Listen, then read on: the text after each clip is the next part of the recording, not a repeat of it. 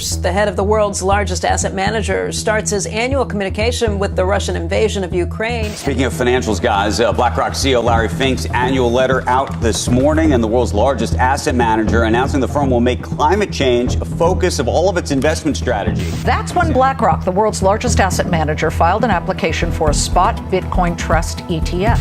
BlackRock's Larry Fink is out today with his letter to shareholders. Today we're going to be talking about someone who has been described as a kingmaker, a bond guru, and a Wall Street's Warren Buffett. Larry Fink. Larry Fink. Larry Fink. Larry Fink and BlackRock. Yes, we're talking about Larry Fink. 10 000 milliards de dollars. Voici la somme pharaonique que gère le gestionnaire d'actifs américain BlackRock. En moins d'un demi-siècle, cette société a su passer de petits poussés de Wall Street à un véritable monstre financier. Aujourd'hui, l'entreprise possède des parts dans absolument toutes les plus grosses entreprises du monde et est vue par beaucoup de personnes comme l'entreprise la plus puissante et influente de la planète. Et cette réputation, BlackRock la doit surtout à un homme, son PDG et fondateur, Lawrence Douglas Fink, dit Larry Fink. Mais alors, qui est vraiment Larry Fink? Comment a-t-il fait pour en arriver là? Et surtout, pourquoi c'est l'homme le plus puissant de la planète? Né le 2 novembre 1952 à Vinehouse en Californie, Lawrence Douglas Fink a grandi dans une famille juive de la classe moyenne. Sa mère Lila Fink est professeure d'anglais à la California State University et son père Frederick Fink tient un petit magasin de chaussures dans la banlieue de Los Angeles. Contrairement à ce qu'on pourrait donc penser, Larry Fink n'était pas forcément prédestiné à devenir quelqu'un d'important. Ses parents sont pas très riches et Larry ne brille pas forcément par ses résultats scolaires. Après avoir passé son bac, Larry va alors rentrer à l'université de Californie et il va obtenir un MBA en immobilier. C'est d'ailleurs pendant cette période que l'intérêt de Larry pour la finance va s'accentuer, si bien qu'une fois son diplôme en poche, il n'avait qu'une idée en tête, aller à Wall Street pour faire fortune. Nous sommes donc en 1976, Larry Fink a 24 ans, il vient d'être diplômé et il arrive à trouver un emploi dans un département de crédit immobilier de la banque d'investissement First Boston. Et Larry va se révéler être un employé doué. Extrêmement doué même. Il va rapidement se spécialiser dans la vente d'un produit financier bien particulier, les créances hypothécaires titrisées, ou MBS en anglais. Pour vous la faire courte, ces créances reposaient essentiellement sur la revente en masse de crédits immobiliers et provoqueront 20 ans plus tard la fameuse crise des subprimes. Bref, pendant ce temps-là, tout va bien pour Larry Fink. Il fait partie des meilleurs employés de First Boston, il vend des créances hypothécaires à tout va, et cerise sur le gâteau, il va devenir le directeur de son département en 1978. C'est d'ailleurs à ce moment-là que Larry Fink va décider de recruter dans son département un certain Robert Capito, qui on va le voir va rapidement devenir son bras droit et l'accompagner sur absolument tous ses futurs projets. Au fur et à mesure des années, Larry Fink va prendre de l'importance chez First Boston, jusqu'à en devenir directeur général alors qu'il a à peine 30 ans. Il faut dire que les performances de Larry sur le marché des créances hypothécaires sont impressionnantes et il va rapidement commencer à se faire un nom au sein de Wall Street. Rien ne semblait pouvoir arrêter l'ascension du jeune Larry Fink. Et pourtant, un jour de 1986, c'est la catastrophe chez First Boston. La Fed, la réserve fédérale américaine, vient d'annoncer une soudaine baisse des taux d'intérêt. Je rentrerai pas forcément dans les détails, mais cette annonce est un véritable coup de massue pour Larry et ses équipes, car eux avaient misé sur une hausse des taux d'intérêt. Cette simple erreur de jugement a fait perdre à First Boston plus de 100 millions de dollars en quelques heures, soit l'une des plus grosses pertes de l'histoire financière. Larry Fink vient de passer de Golden Boy à qui tout réussit à paria de Wall Street. Plus personne ne veut travailler avec lui, et il commence à être très isolé au sein même de First Boston. Cependant, Larry Fink est malin, et au lieu de s'apitoyer sur son sort, il décide de tirer des leçons de ce qui vient de lui arriver. Il se rend compte que ni Wall Street ni les investisseurs n'ont la moindre idée des risques qu'ils encourent. Il n'est pas normal de pouvoir perdre des sommes d'argent astronomiques en très peu de temps, sans aucun filet de sécurité derrière. Alors un soir de 1988, il décide de réunir plusieurs de ses plus fidèles amis, comme Robert Capito dont on a parlé précédemment, ou Ralph Ruston, afin de leur exposer sa vision de la finance de demain. Il explique à ses amis et collègues qu'il devrait créer une société d'investissement, fondée sur une technologie moderne et une gestion du risque plus saine. Personne ne le sait alors, mais c'est cette réunion qui marquera la naissance d'un monstre financier qui allait tout ravager sur son passage, BlackRock.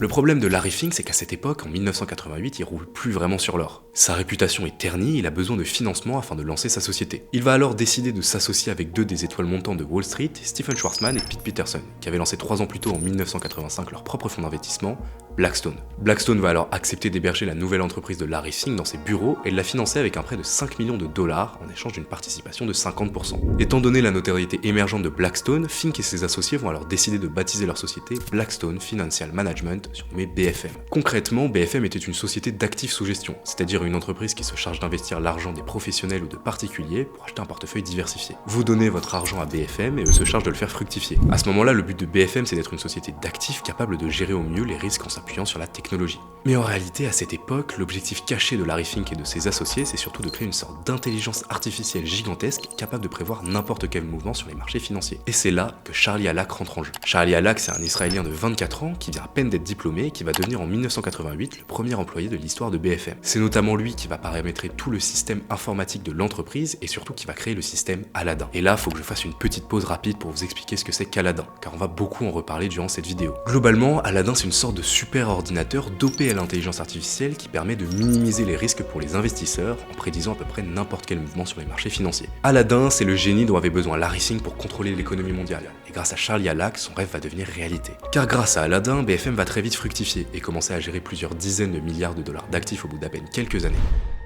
L'entreprise se focalise principalement sur le marché obligataire et commence petit à petit à se faire un nom au sein de Wall Street. En parlant de nom, au début des années 90, Larry Fink décide de changer celui de son entreprise pour lui donner le nom qu'on connaît tous aujourd'hui, BlackRock. Ce changement de nom n'était pas dû au hasard, loin de là. BlackRock commençait à devenir de plus en plus important et Larry et ses associés avaient envie de se dissocier de l'image de Blackstone et de prendre leur propre indépendance. Forcément, cette nouvelle va pas ravir Stephen Schwarzman et Pete Peterson, les dirigeants de Blackstone, et des dissensions vont alors commencer à avoir lieu entre les différents partis. Les rapports commencèrent à devenir tendus et finalement en 1994, Blackstone accepta de vendre ses participations dans BlackRock à la holding financière PNC Financial Services pour la somme ridicule de 240 millions de dollars. D'ailleurs, quelques années plus tard, Stephen Schwarzman évoquera la vente de BlackRock en parlant de plus grosses erreurs de toute sa carrière. Et quand on voit ce qu'est devenu l'entreprise, on ne peut que être d'accord avec lui. Bref, pendant ce temps-là, Larry Fink est très content. Il est enfin débarrassé de Blackstone et se retrouve seul aux commandes. Il devient président et PDG de BlackRock et continue à faire progresser son entreprise qui gère à ce moment-là plus de 20 milliards de dollars d'actifs sous gestion. Aladdin continue à être de plus en plus performant et en 1999, ça y est, Larry Fink se sent prêt à faire le grand saut. Il veut que BlackRock rentre officiellement en bourse. L'entreprise à ce moment-là a 11 ans déjà, gère près de 165 milliards de dollars d'actifs et est prête à rentrer dans la cour de grand. C'est la banque Merrill Lynch qui va s'occuper de l'introduction en bourse de BlackRock, avec une capitalisation estimée à 900 millions de dollars et un prix unitaire de 14 $.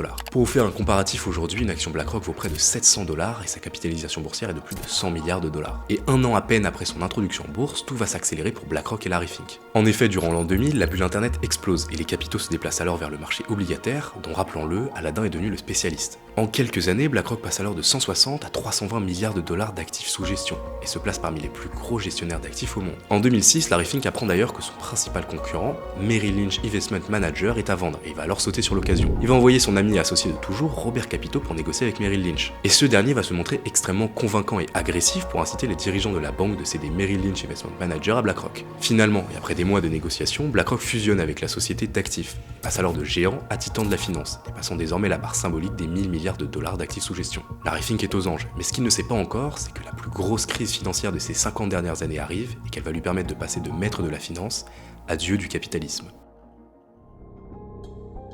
15 septembre 2008, l'impensable vient de se produire.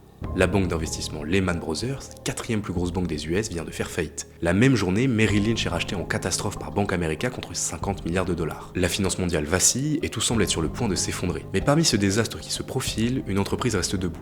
BlackRock. En effet, comme on a pu le voir, Larry Fink avait à l'origine créé BlackRock avec un but bien précis en tête, créer une société d'investissement gérant parfaitement le risque. Et c'est pour ça qu'en 2008, alors que la majorité des sociétés financières sont au bord du gouffre, BlackRock se porte extrêmement bien. Tellement bien que le gouvernement américain ainsi que la Réserve fédérale vont devoir faire appel à Larry Fink et BlackRock pour les aider à calmer la situation. BlackRock va notamment être chargé de faire le tri entre les titres financiers sains et ceux qui étaient toxiques. Car rappelez-vous que chez First Boston, Larry Fink était chargé de vendre des créances hypothécaires titrisées. Autant dire qu'il sait très bien comment gérer cette crise. Grâce à son réseau d'amitié forgé dans le monde politique et sa réputation de maître du risque, Larry Fink se rend indispensable aux yeux du gouvernement américain et arrive même à sauver la banque Citigroup de la faillite. Bref, en 2008, pendant que le monde entier déprime, Larry Fink lui rayonne. Le gouvernement américain lui mange dans la main, beaucoup de personnes voyant la bonne santé financière de BlackRock décident d'investir dans l'entreprise, et en quelques mois, Larry Fink devient l'homme le plus important et puissant de tout Wall Street. Il en profite au passage pour acheter ses concurrents à tour de bras, et notamment Barclays Global Investor, pour la modique somme de 13,5 milliards de dollars. Forcément, le total d'actifs sous gestion de BlackRock triple quasiment, passant de 1300 milliards de dollars en 2008 à 3300 en 2009, et à partir de ce moment-là, Larry Fink n'a plus aucun obstacle sur sa route. En effet, depuis 2008 et la crise des subprimes, il a absolument tout raflé sur son passage. BlackRock est devenu le gestionnaire d'actifs le plus puissant du monde, aujourd'hui pesant près de 10 000 milliards de dollars. Larry lui-même est devenu milliardaire, et l'époque où il a fait perdre 100 millions de dollars à First Boston semble être seulement un lointain souvenir.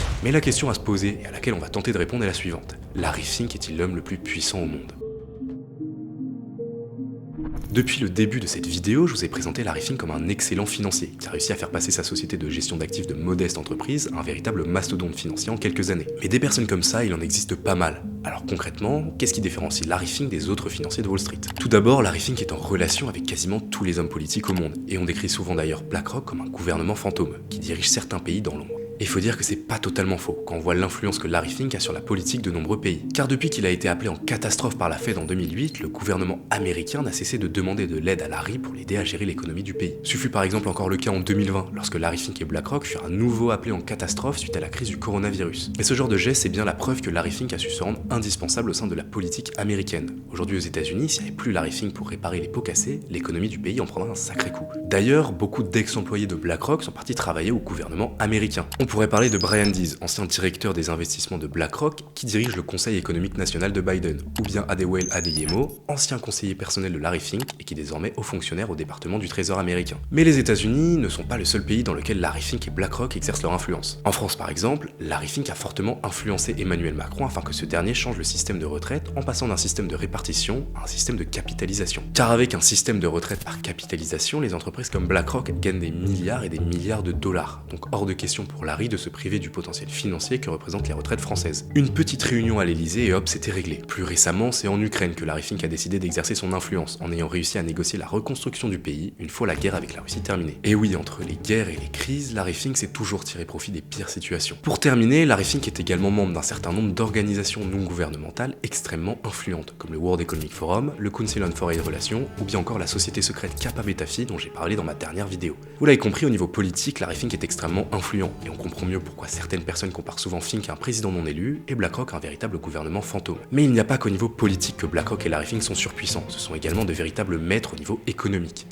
Aujourd'hui, BlackRock pèse près de 10 000 milliards de dollars, est actionnaire dans des milliers d'entreprises et est présente dans absolument tous les secteurs possibles et inimaginables. Pensez à n'importe quelle entreprise, puis regardez sur Google qui sont ses actionnaires. Vous pouvez être sûr à 99% que BlackRock en fait partie. Mais le plus effrayant, c'est que si BlackRock gère près de 10 000 milliards de dollars d'actifs, son logiciel Aladdin en gère plus du double. Car même si Aladdin a été créé par BlackRock, d'autres sociétés financières peuvent également utiliser ce système informatique, moyennant bien sûr une compensation financière. En tout, Aladdin gère donc près de 21 000 milliards de dollars d'actifs sous gestion, soit plus que le PIB de l'Union européenne. Et avec une telle puissance, Larry Fink fait littéralement ce qu'il veut. Car ce que certains d'entre vous vont me dire, c'est que oui, mais les 10 000 milliards de dollars, c'est pas vraiment BlackRock qui les a, mais leurs clients. Et vous avez raison. Cependant, ceux qui assistent aux réunions d'actionnaires et qui utilisent les droits de vote, ce sont bien les gestionnaires d'actifs, et non pas les clients. Donc même si les actifs sous gestion appartiennent en grande partie à leurs clients, le vrai pouvoir est entre les mains de Larry Fink et BlackRock. Et la cerise sur le gâteau, c'est que BlackRock et Larry Fink sont intouchables, car s'ils s'effondrent, c'est l'économie tout entière qui s'écroule avec eux. Cette influence gigantesque entre les mains d'un seul homme est complètement effrayante, et aujourd'hui Larry Fink semble se rapprocher de plus en plus du titre suprême d'homme le plus puissant au monde. Car Larry Fink, contrairement à un homme politique, n'a de compte à rendre à personne et fait littéralement ce qu'il veut. Et personne ne pourra jamais rien dire ni faire tellement il est puissant et important. Si Larry Fink veut quelque chose, il le prend. Si Larry Fink veut influencer la politique intérieure d'un pays, il le fait. Si Larry Fink veut faire couler une entreprise, il le peut. Certains trouveront sûrement ça trop gros et tiré par les cheveux. Certains penseront sûrement que j'exagère et qu'il est impossible qu'une seule personne détienne autant de pouvoir. D'autres encore penseront que Larry Fink est lui-même qu'un pantin dirigé par des personnes beaucoup plus puissantes. Ce qui est certain en revanche, c'est que c'est Larry Fink qui dirige une entreprise contrôlant 10 000 milliards de dollars. C'est Larry Fink qu'on appelle lorsqu'il y a une crise ou une guerre. Et c'est Aladdin qu'on utilise pour se prémunir face aux risques. Larry Fink est-il donc le maître du monde ? Compliqué de répondre. Est-il un dieu du capitalisme à la tête d'un monstre financier ? Assurément.